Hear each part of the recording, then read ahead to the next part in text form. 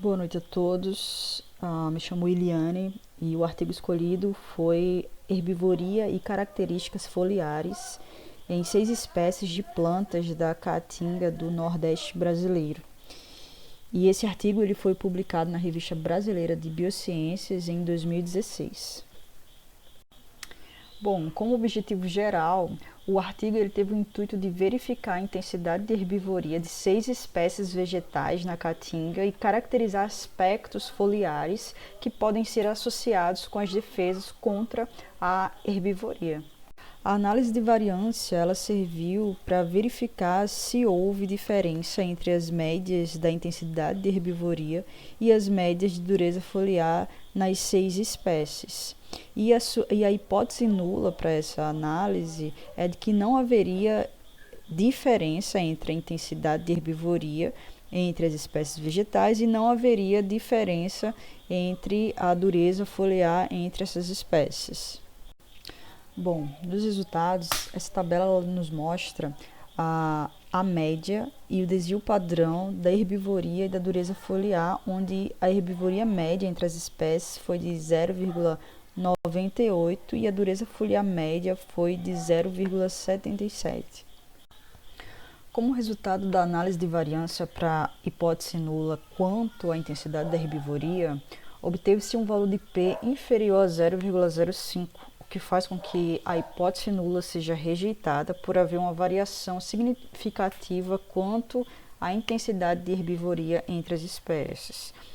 De acordo com o gráfico, onde no eixo X temos as espécies de árvores como variável preditora e no eixo Y o índice de herbivoria como variável resposta, que varia de 0 a 2, é possível observar que houve uma variação da intensidade de herbivoria entre as espécies, onde a espécie Pterocarpus ternatus apresentou maiores valores de herbivoria e as espécies de Eugênia os menores valores.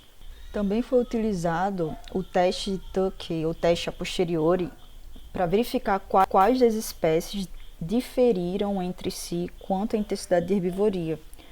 As letras minúsculas sobre a variação das médias no gráfico ilustram se houve resultado estatisticamente significativo entre as médias, onde as letras iguais nos dizem que, entre essas espécies, as médias não diferiram de acordo com o teste de Tuck. Já as letras diferentes mostram que houve uma diferença significativa entre as médias. Logo, as espécies com a letra A não tiveram um resultado relevante quanto à intensidade de herbivoria entre elas, assim como as médias das espécies com a letra C. Porém, o índice de herbivoria variou bastante entre as espécies com letras diferentes. Para o resultado da análise de variância para a hipótese nula referente à dureza foliar, também obteve-se um valor de P inferior a 0,05, fazendo com que a hipótese nula, nesse caso, também seja rejeitada por haver uma variação significativa quanto à dureza foliar entre as espécies. O gráfico nos mostra as médias e os desvios da dureza foliar das 6 espécies de plantas, onde no eixo X temos as espécies de árvores como variável preditora e no eixo Y a dureza foliar em quilograma por centímetros quadrados, onde é possível observar que as duas espécies de Eugênia e Pterocarpus ternatus apresentaram maiores valores de dureza foliar, enquanto que a espécie de cearensis apresentou valores intermediários comparados às durezas das espécies da família Bignoniaceae. Da mesma forma que na análise anterior, foi utilizado o teste a posteriori para as médias de dureza foliar, onde houve um resultado estatisticamente significativo entre as médias das espécies Eugênia e Pterocarpus ternatus, o que significa que a dureza foliar entre essas espécies não teve uma variação relevante, assim como a de cearensis também não variou com relação à espécie B e C, apenas com a espécie A. E as médias das espécies B e C só apresentaram uma diferença de dureza foliar com relação às espécies A.